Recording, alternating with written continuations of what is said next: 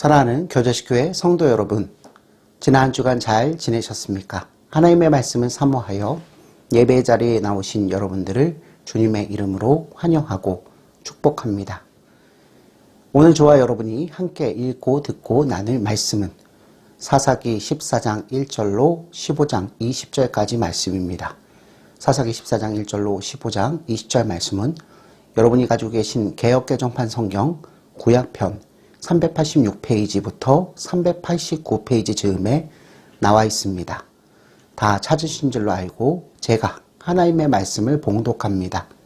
15장 14절 삼손이 레이의 이름에 블레셋 사람들이 그에게로 마주 나가며 소리 지를 때 여호와의 영이 삼손에게 갑자기 임하심에 그의 팔 위의 밧줄이 불탄 상과 같이 그의 결박되었던 손에서 떨어진지라. 삼손이 나귀의 새 턱뼈를 보고 손을 내밀어 집어들고 그것으로 1000명을 죽이고 이르되 나귀의 턱뼈로 한 더미 두 더미를 쌓았으며 나귀의 턱뼈로 내가 1000명을 죽였도다 하니라. 그가 말을 마치고 턱뼈를 자기 손에서 내던지고 그것을 나맛 레이라 이름하였더라. 삼손이 심히 목이 말라 여호와께 부르짖어 이르되 주께서 종의 손을 통하여 이 큰 구원을 베푸셨사오나 내가 이제 목말라 죽어서 할례 받지 못한 자들의 손에 떨어지겠나이다 하니 하나님이 레이에서 한 우묵한 곳을 터뜨리시니 거기서 물이 솟아나온지라. 삼손이 그것을 마시고 정신이 회복되어 소생하니 그러므로 그 샘 이름을 엔학고레라 불렀으며 그 샘이 오늘날까지 레이에 있더라. 블레셋 사람의 때에 삼손이 이스라엘의 사사로 20년 동안 지냈더라. 아멘. 사랑하는 성도 여러분, 우리는 삼손의 사역을 생각할 때에 그의 가공할 만한 체력을 먼저 떠올립니다. 그야말로 삼손은 주먹으로 다스린 자였습니다. 그러나 성도 여러분, 삼손 이야기에는 할리우드식의 영웅담이 다루지 않는 영적인 교훈들이 있습니다. 삼손의 활약은 모두 그의 기질과 관련된 것이었습니다. 하나님께서는 삼손을 통해서 이스라엘을 블레셋의 압제에서 해방시키시기 시작할 것이라고 약속하셨습니다. 그런데 이런 하나님의 선하신 뜻은 그리 선하지 못한 삼손의 야성적 기질을 통해서 성취되었습니다. 사랑하는 성도 여러분, 삼손 이야기는 하나님의 주권과 인간의 행위가 무의식 가운데 같은 목표를 향해 작용하고 있음을 잘 보여줍니다. 삼손은 불같은 성격을 가진 자였습니다. 그는 분노를 잘 터뜨리고 커다란 실수도 잘 저질렀습니다. 또 삼손은 보복심이 강했고 강한 의지를 가졌으며 이기적이고 압도적이었습니다. 그러나 삼손은 이러한 기질에 따라 살면서도 하나님께 쓰임을 받은 사람입니다. 몇 가지 예를 상기해 보겠습니다. 삼손이 딥나의 한 블레셋 여자와 결혼하려 했을 때에 그의 부모들은 이를 말렸지만 삼손은 도무지 막무가내였습니다. 삼손은 자기가 좋아하니까 무조건 그 여자를 데려와 달라고 자기 아버지께 강요했습니다. 또 삼손은 자기가 원하는 것은 반드시 자기 손에 넣어야 하는 성격을 가진 자였습니다. 그는 부모를 공경하는 자가 아니었습니다. 그는 끝내 부모의 반대를 무릅쓰고 자기 뜻대로 이방 여자와 결혼했습니다. 그렇지만 다른 한편으로 보면 삼손이 결혼을 고집한 것은 블레셋 사람들을 치려는 의도가 있었기 때문입니다. 성도 여러분, 하나님께서는 이러한 삼손의 기질을 사용하셨습니다.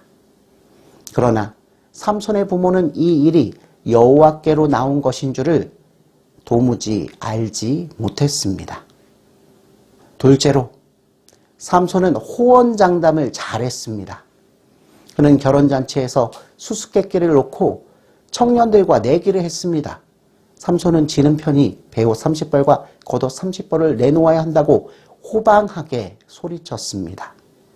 그러나 자기 아내가 블레셋 청년들에게 수수께끼의 해답을 누설하자 삼손은 블레셋 사람 30명을 무참히 쳐 죽이고 그들로부터 옷을 빼앗았습니다. 삼손은 큰 소리를 치고 자신만만하다가 망신만 당하고 분한 마음으로 애매한 사람들만 죽였습니다. 그의 이러한 행동은 매우 어리석은 짓이었고 부당한 폭력 행사였습니다. 그러나 사랑하는 성도 여러분, 이 사건의 배후에는 바로 하나님이 계셨습니다. 삼손은 자기 힘으로 아스글론의 주민 30명을 죽인 것이 아니었습니다. 이는 오직 여호와의 영이 삼손에게 갑자기 임하셨기에 가능한 일이었습니다. 그런데 여호와의 영이 삼손에게 내린 때는 블레셋 청년들이 수수께끼를 풀어 삼손이 내기의 약속을 지켜야 하는 때였습니다. 더군다나 이 사건은 여기서 무의미하게 끝날 일이 아니었습니다. 삼손은 이 사건으로 인해 몹시 화를 내고 그의 아버지의 집으로 올라가 버렸습니다. 그 결과 그의 장인이 삼손의 아내를 삼손의 친구에게 주었고 이것이 화근이 되어 삼손이 블레셋을 다시 치는 구실로 연결되었습니다. 단순한 영으로만 보였던 수수께끼 사건은 생각지도 못한 일로 비화되었고 여기에 삼손의 거친 성품이 작용하면서 이스라엘을 향한 하나님의 큰 뜻이 이루어졌습니다. 사랑하는 성도 여러분, 하나님께서는 삼손의 보복심까지 블레셋에 대한 하나님의 목적을 성취하시기 위해서 사용하셨습니다. 삼손은 그의 아내와 화해하려고 딥나로 다시 돌아왔습니다. 그때는 밀을 추수하는 건조기였습니다. 그리고 삼손은 자기 아내가 다른 남자와 재혼한 사실을 알고 있었습니다. 삼손은 블레셋 족속들에게 복수를 할 작정이었습니다. 삼손 이야기에서 그의 분노는 연속해서 언급됩니다. 그리고 삼손의 계속되는 이 분노는 다시 한번 이스라엘이 향한 하나님의 거룩한 뜻을 성취시키는 데 사용됩니다. 성도 여러분, 삼손의 분노는 어떤 성격을 띠고 있었을까요? 블레셋 사람들이 향한 그의 분노가 단지 개인적인 차원의 복수심에서만 기인한 것이겠습니까? 네, 이는 그렇지 않습니다. 삼손은 개인적으로도 분노하고 사사로서도 분노합니다.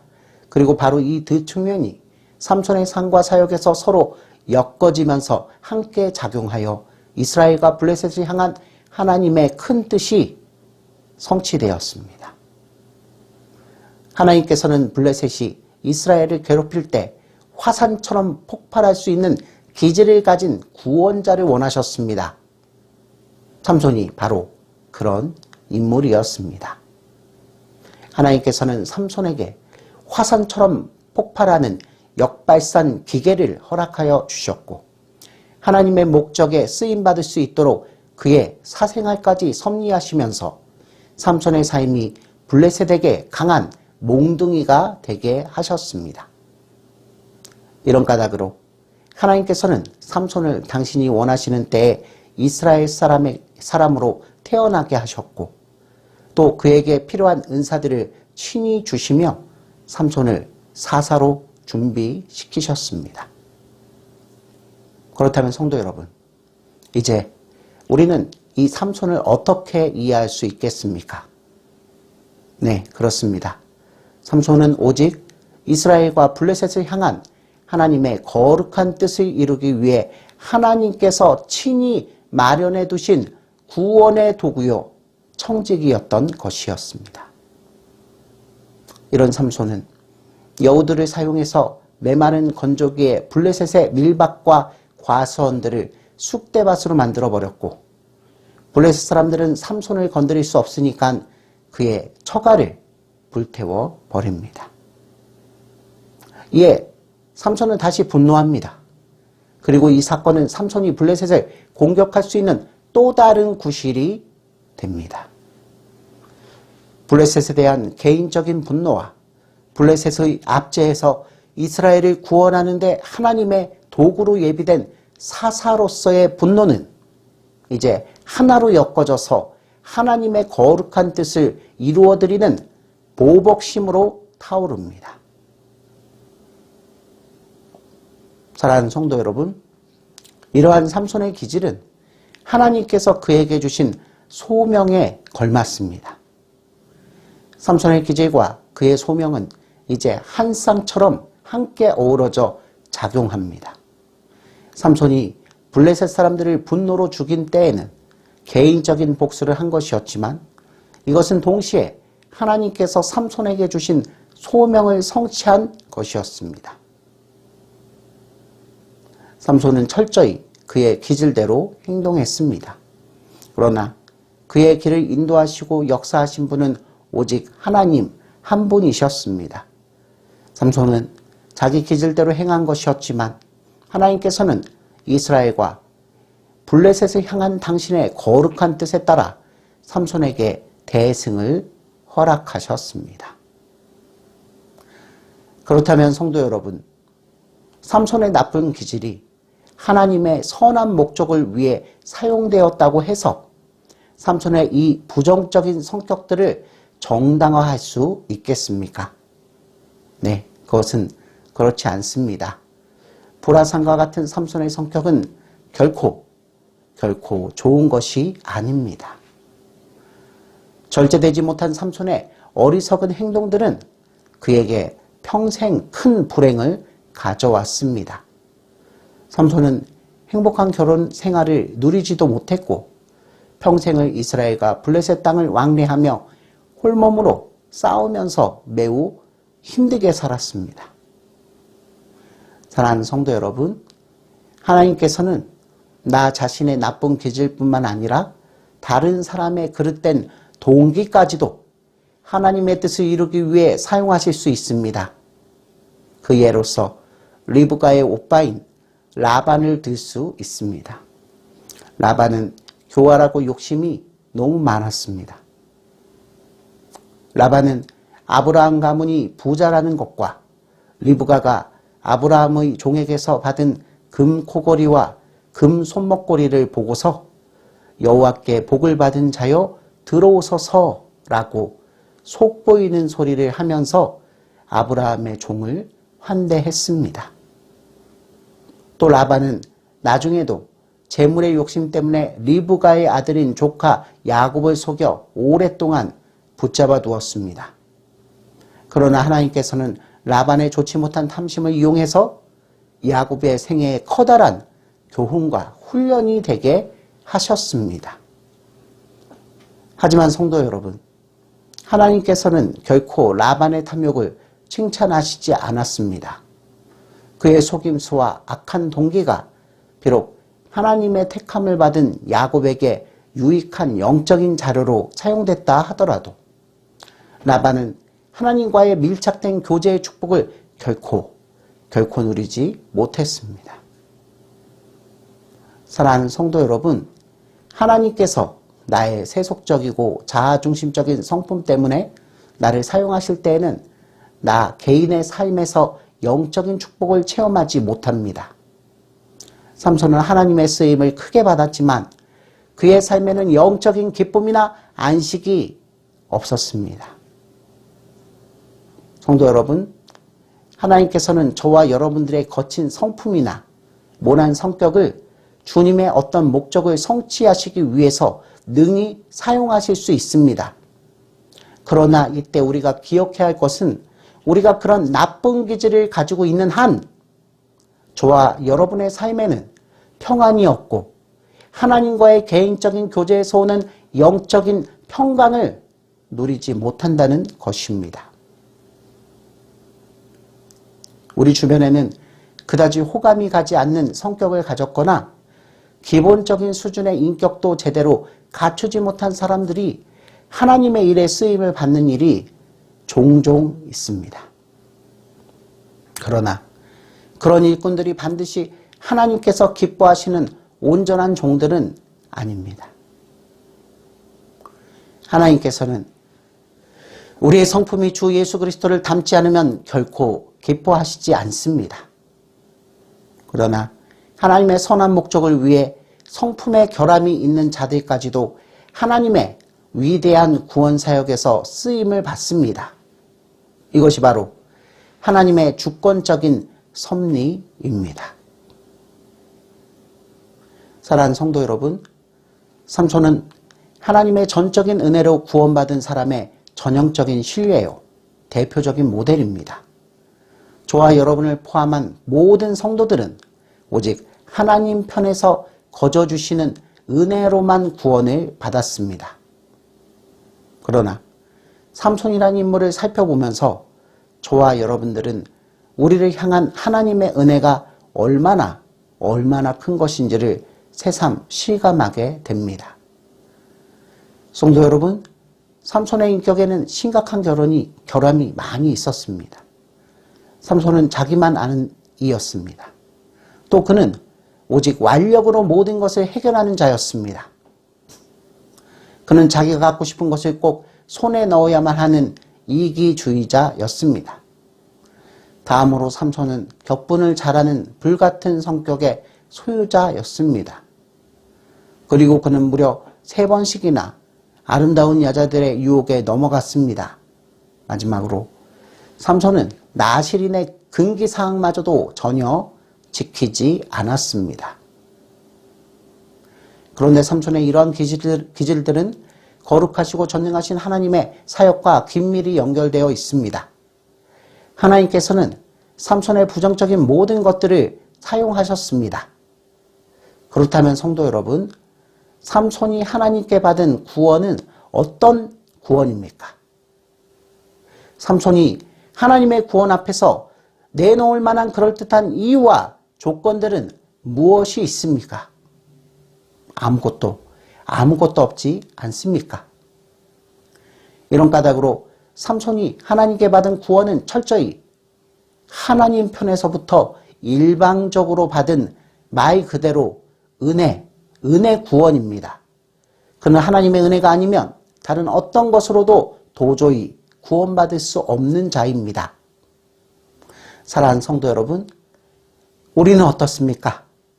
저와 여러분들은 갖가지 이유를 대면서 우리는 저 삼손과는 같지 않다고 말할지 모르겠습니다.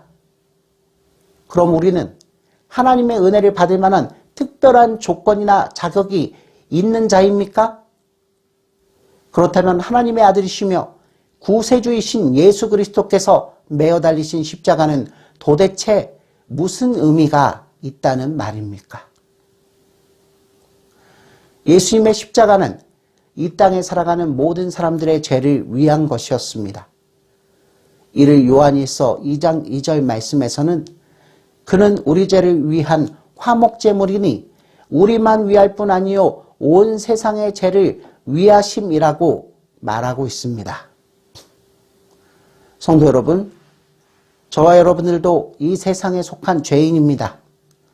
우리의 죄도 예수님께서 친히 십자가를 지셔야 할 만큼 너무나 컸습니다. 예수 그리스도의 십자가 희생의 깊이를 아주 조금이라도 이해하는 사람들은 모두 자신이 하나님 앞에서 너무나도 큰 죄인이라고 생각합니다. 그리고 하나님의 십자가 사랑을 체험할수록 사도 바울이 고백했던 죄인 중에 내가 괴수라는 사실을 인정하게 됩니다. 사랑하는 성도 여러분, 우리 자신도 삼손 못지않게 은혜 구원의 대표자입니다. 더구나 하나님께서 저와 여러분들의 여러 결점에도 불구하고 우리를 계속해서 사용하여 주신다면 우리는 하나님 편에서 마련해 두신 은혜로서 구원받은 자라는 사실을 한층 더 확신하게 될 것입니다.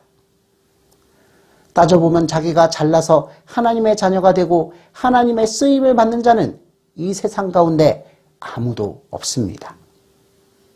이제 설교를 마무리하겠습니다. 사랑하는 성도 여러분, 하나님께서는 누구든지 사용하실 수 있습니다. 하나님께서는 당신의 작정하신 목적 성취를 위해서 누구든지 무엇이든지 주권적으로 사용하실 수 있습니다.